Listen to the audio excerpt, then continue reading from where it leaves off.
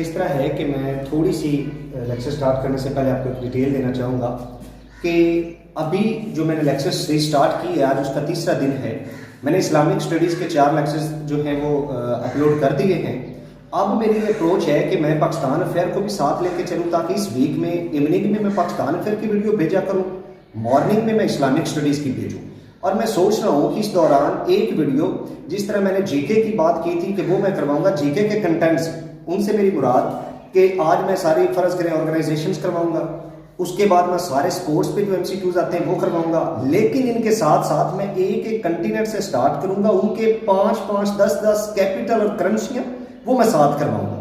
اس کے بعد میں جو انٹرنیشنل ڈیز آتے ہیں وہ کرواؤں گا، انٹرنیشنل جو ہمارے پاس ایجنسیز آتی ہیں میں وہ کرواؤں گا، انٹرنیشنل ایئر لائنز آتی ہیں۔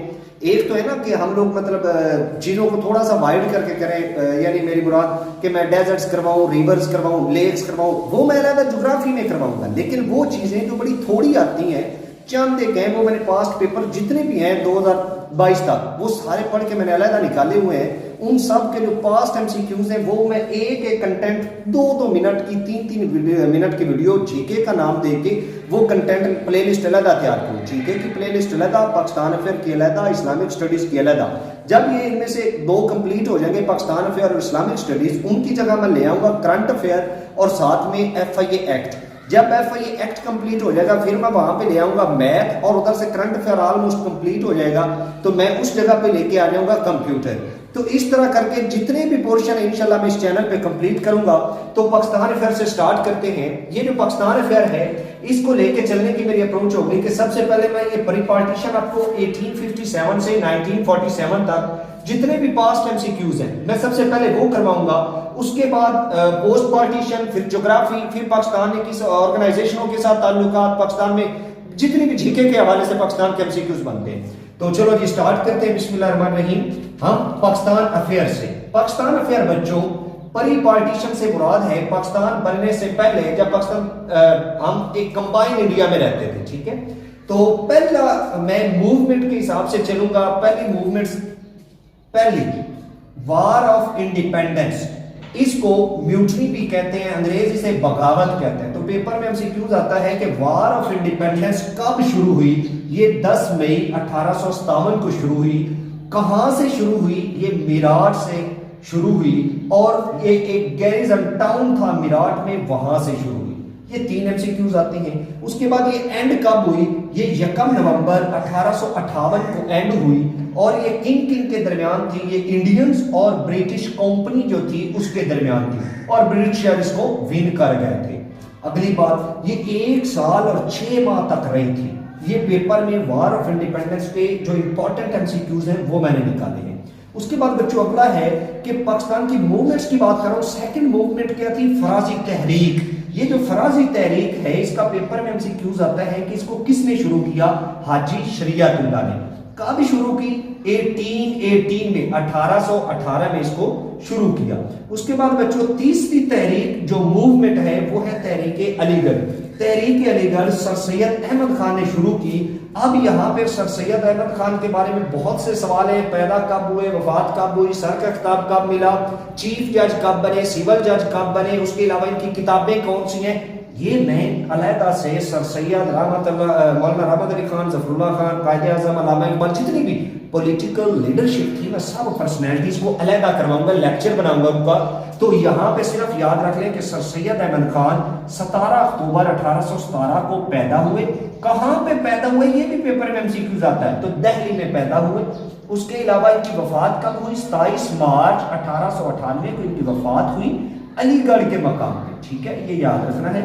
سر سید کی اب جو علی گڑھ کی تحریک تھی، یہ ہے تحریک علی گڑھ۔ اس کے انڈر جو کام ہوئے اب میں ان کی طرف پڑھنے لگا ہوں۔ پہلا کام، مراد آباد ایک جگہ ہے، وہاں پہ ایک سکول بنا جس کا نام تھا گلشن سکول سسٹم، اور یہ کب بنا؟ 1859 میں۔ تو یہ آپ نے یاد رکھنا ہے کہ مراد آباد سکول کب بنا یا گلشن سکول کب بنا۔ مراد آباد جگہ سے نام کو یاد کیا جاتا ہے اور یہ سکول کا نام ہے۔ دوسرا، 1859 میں پہلا ادارہ بنا علی گڑھ کے فورم سے۔ دوسرا بچوں غازی پور میں بنا وکٹوریا سکول سسٹم، اس کا نام تھا، جس طرح اس کا نام گلشن تھا، یہ 1863 میں بنا۔ پیپر میں سوال آتا ہے غازی پور اسکول کب بنا. اس کے بعد بچوں سائنٹیفک سوسائٹی جو غازی پور کی جگہ تھی اسی کے اندر سر سید نے ایک سائنٹیفک سوسائٹی 1 سال بعد بنائی. اس کا کب بنائی گئی سائنٹیفک سوسائٹی؟ 1864 میں 1864. سائنٹیفک سوسائٹی کے بعد سر سید نے ایک اسکول بنایا جو بعد میں کالج اور پھر اس کے بعد یونیورسٹی بنا. یہاں پہ MAO Mohammedan Anglo oriental school جو ہے وہ 1875 میں اسکول بنا. 1877 میں 2 سالوں کے بعد یہ کالج بنا اور پھر یہ یونیورسٹی بن گیا 1920 میں. یہ تینوں سیکوینس کے ساتھ MCQs یاد رکھنے ہیں. اہم بات کہ MAO کالج کی جو اوپننگ کٹنگ سرمنی تھی وہ کس نے کی؟ وہ لارڈ لیٹن تھا. وہ لارڈ کون تھا؟ لیٹن تھا بچوں. اس کے بعد اگلا سر سید احمد خان نے ٹو نیشن تھیوری 1867 میں اردو ہندی تنازع ہوا تھا. اس کے بعد 1867 میں سر سید نے ٹو نیشن تھیوری دی 1868 میں. ٹھیک ہے. اس کے بعد بچوں کہ محمدن کانفرنس کب ہوئی؟ 1866 میں محمدن کانفرنس ہوئی. یہ قائم کی گئی. یہ وہی کانفرنس، یہ وہی فورم ہے جس نے آگے جا کے مسلم لیگ بنانے کی وجہ بنی. یہ وہی کانفرنس ہے جس نے پاکستان موومنٹ میں اپنا کردار ادا کیا. آگے جا کے میں ڈیولپمنٹس جب پڑھاؤں گا تو آپ کو اندازہ ہو جائے گا کہ محمدن کانفرنس 1886 میں. یہ سب یاد رکھیں گے. اگلی بات یہ علی گڑھ کی تحریک تیسری تھی. اس کے جو ایونٹس تھے وہ میں نے علیحدہ کر دیے. اب بڑھتے ہیں چوتھی تحریک. چوتھی تحریک ہے دارالعلوم دیوبند. دارالعلوم دیوبند بچوں کس نے بنایا؟ قاسم خان نانتوی. یہ کب بنایا؟ 30 مئی 1866 کو بنایا. یہ 2 امپورٹنٹ MCQs دارالعلوم کے. تیسرا عربی زبان جو ہے اس کی ترویج کے لیے یہ ادارہ بنایا گیا. جب سر سید نے علی گڑھ کی تحریک شروع کی تو اس دوران یہ ادارہ ان کے رسپانس میں بنا. ریلیجیس لیڈرز نے بنایا. اس کے پہلے شاگرد جو دارالعلوم کے ہیں وہ ہے محمود الحسن. یہ بڑا امپورٹنٹ تھا، پیپر میں بڑا رپیٹ ہوتا ہے کیونکہ ریشمی رومال تحریک جو ہے وہ محمود الحسن نے شروع کی تھی. اس وجہ سے ان کا بڑا نام آتا ہے. کب شروع کی؟ 1912 میں شروع کی. یہ کیا ہے آگے جا کے آپ کو ڈیٹیل بتاؤں گا. یہاں پہ دیکھیں چوتھی کے بعد پانچویں. اچھا اب میں اگلے دن لیکچر دے رہا تھا گوانا میں اور مختلف جگہوں پہ مطلب جو اکیڈمیز ہے وہاں دوستوں کے پاس. تو یقین کریں میں نے اسٹوڈنٹ سے پوچھا کہ دارالعلوم دیوبند کا ہیڈ کوارٹر کہاں پہ ہے؟ تو بچوں کو نہیں پتا تھا. موسٹلی بچوں کو نہیں پتا تھا. تو اس کا ہیڈ کوارٹر بچوں دیوبند یہ لکھا ہوا ہے جگہ، تو وہاں اس کا ہیڈ کوارٹر بھی ہے دارالعلوم کا. اگلی اہم بات کہ ندوۃ العلماء. ندوۃ العلماء بچوں یہ کس نے بنایا؟ عبد الغفار اور محمد علی آفندی. یہ 2 لوگ تھے جنہوں نے مل کے یہ بنایا. کب بنایا؟ 1894 میں بنایا. اس کا ہیڈ کوارٹر کہاں پہ ہے؟ لکھنؤ میں ہے. یہ 3 باتیں یاد رکھنی ہیں ندوۃ العلماء کے متعلق. اگلا اسلامیہ کالج پشاور کب بنا؟ اکتوبر 1913 میں. کس نے بنایا؟ سردار عبد القیوم خان نے بنایا. ٹھیک ہے. اس کے بعد سندھ مدرسۃ الاسلام کب بنا؟ 1885 میں. کس نے بنایا؟ محمد علی آفندی نے، جس نے ندوۃ العلماء میں بھی اپنا کردار ادا کیا تھا. اس میں بھی بنانے والے تھے. اگلی بات انڈین پیٹریاٹک ایسوسی ایشن کب بنائی گئی؟ 1888 میں. یہ بڑا موسٹ ریپیٹڈ MCQs ہے FPSC کے پوائنٹ آف ویو سے. تو یہ سب بچوں نے یاد رکھنا ہے. یہ تھی بچوں ہماری اسلامک ریلیجیس یا آپ کہہ لیں مسلم موومنٹس. اب آپ مسلم موومنٹس ریلیجیس موومنٹس سے شفٹ ہونے لگے ہیں پولیٹیکل موومنٹس پہ. پولیٹیکل تحریک کب سے جنم لینے لگی؟ سب سے پہلی پولیٹیکل پارٹی پولیٹیکل فورم کون سا بنا؟ کانگریس کا. کانگریس بچوں کب بنی؟ سب سے پہلا یاد رکھنا ہے 25 دسمبر 1885 میں بنی. کس نے بنائی؟ A.O. ہیوم ایک سیول فارنر آفیسر تھا. یہ اس نے بنائی تھی. اس کے بعد A.O. ہیوم نے بنانے کے بعد یہ ہیڈ کوارٹر کہاں پہ اس کا بنایا؟ نیو دہلی ہیڈ کوارٹر تھا. کس کا؟ کانگریس کا. یہ یاد رکھنا ہے ہیڈ کوارٹر بڑا امپورٹنٹ MCQs ہے.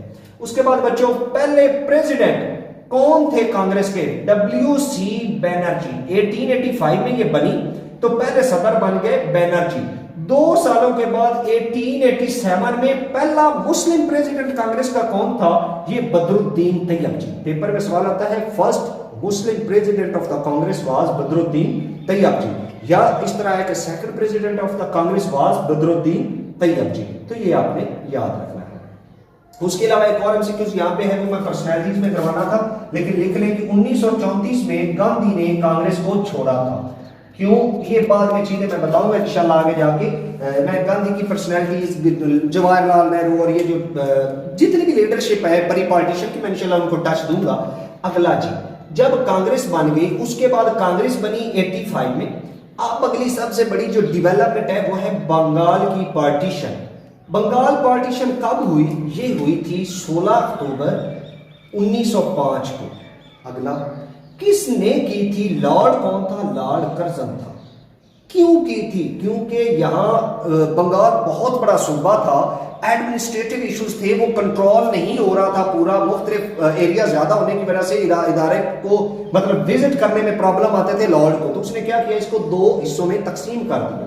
تو وہ ایک علیحدہ بات ہے کہ ویسٹ بنگال، ایسٹ بنگال کوئی کتنی آبادی تھی، وہ ایک نا تھیوری کا کوشچن بن جاتا ہے. تو M C Qs point of view سے میری کوشش ہے کہ میں ڈیفائنڈ رہوں.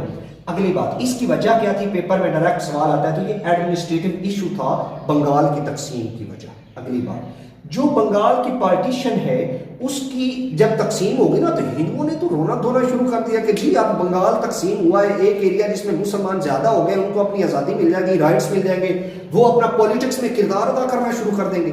تو انہوں نے جب رونا دھونا شروع کیا تو انہوں نے اس کے رسپانس میں ایک تحریک شروع کی، وہ تھی سودیشی موومنٹ.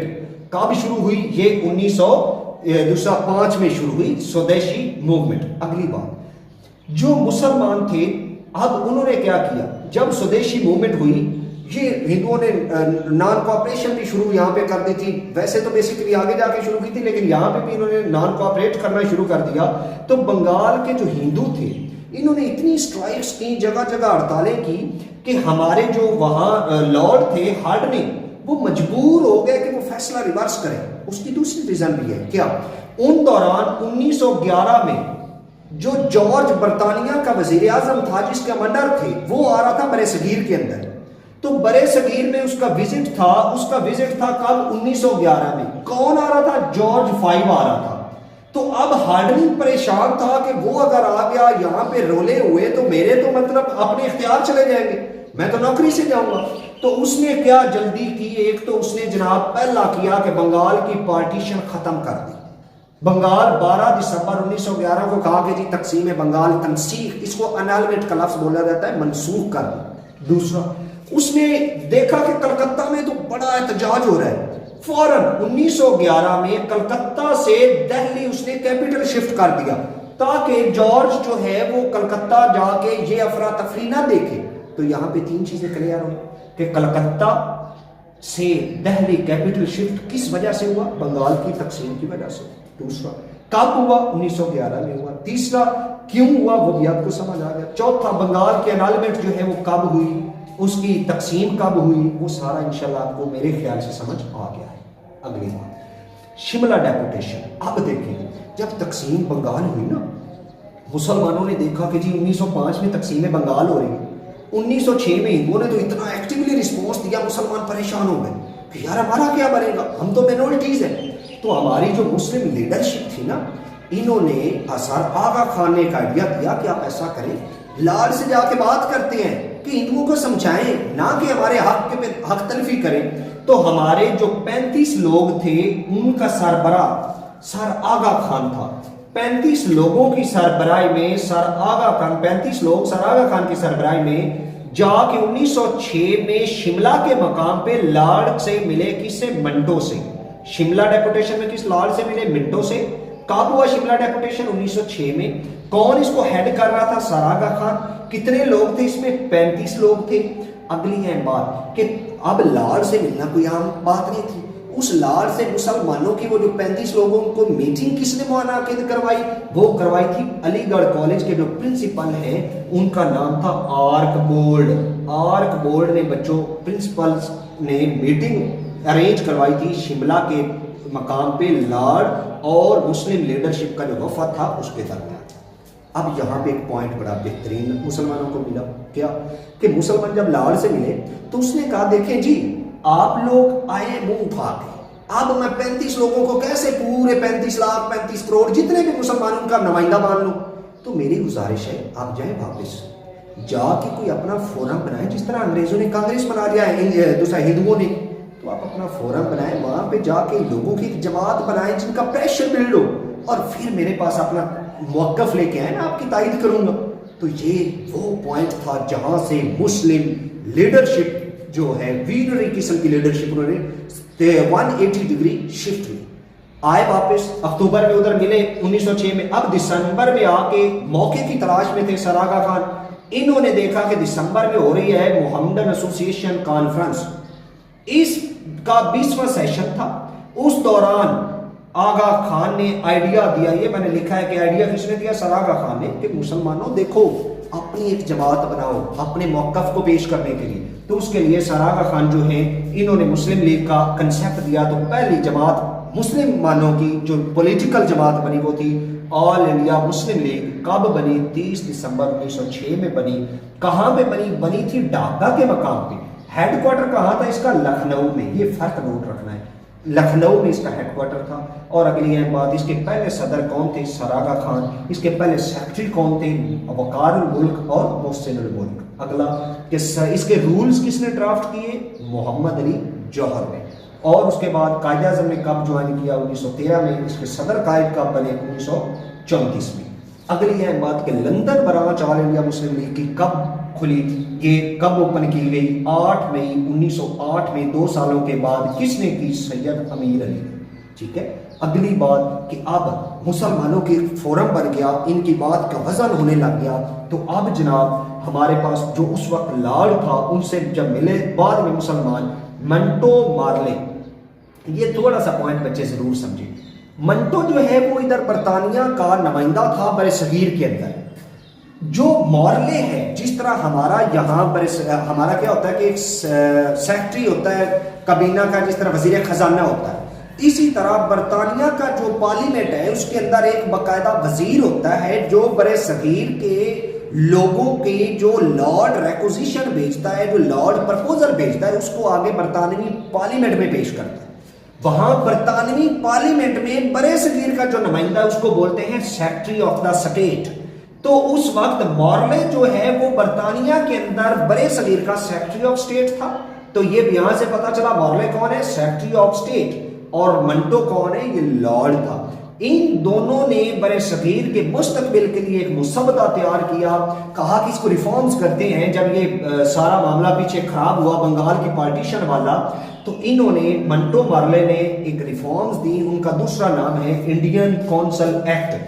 پہلا یاد رکھنا ہے کہ انڈین کونسل ایکٹ کب آیا؟ یہ آیا تھا 1909 میں. یہ یاد رکھنا ہے. اور اس کا دوسرا نام منٹو مارلے ریفارمز بھی ہے. اگلی بات, پہلی دفعہ, یہ بہت امپورٹنٹ پوائنٹ ہے, یہاں سے آ کے مسلمانوں کے رائٹس کی بات ہوئی ہے.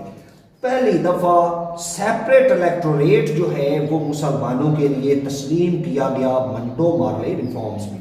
یا کب تسلیم کیا گیا؟ 1909 میں. دوسری بات, سینٹرل لیجسلیٹو کونسل جو تھی اس میں انڈینز نہیں تھے, تو 60 ممبرز اس میں بھی ایڈ کیے گئے. اب انڈینز کو رائٹ ملنا شروع ہو رہے ہیں. تیسرا, اب یہ 2 امپورٹنٹ پوائنٹ 3 تھے جتنے منٹو مارلے ریفارمز کی. اگلا لاسٹ کہ ہمارے پاس کانپور ٹریجڈی جو ہے وہ کیا ہے؟ وہ ایک مسجد تھی کانپور کے مقام پہ, جہاں پہ جنرل, پیپر میں MCQ ہوتا ہے, کانپور ٹریجڈی میں ڈائریکٹ فائرنگ کروانے والا جنرل کون تھا؟ وہ تھا جنرل ٹیلر. دوسرا, اس دوران لارڈ کون تھا کانپور ٹریجڈی؟ وہ تھا لارڈ ہارڈنگ. تیسرا پوائنٹ آتا ہے کہ کانپور ٹریجڈی ہوئی کب؟ 3 اگست 1913 میں ہوئی. یہ یاد رکھنا ہے. کتنے لوگ مرے؟ 133. یہ ویری ہو سکتے ہیں, کوئی 130 لکھے گا, کوئی 140 لکھے گا. 133 میرے سورس کے مطابق ہے. اچھا, یہ ہے ہمارے پاس یہاں تک کانپور.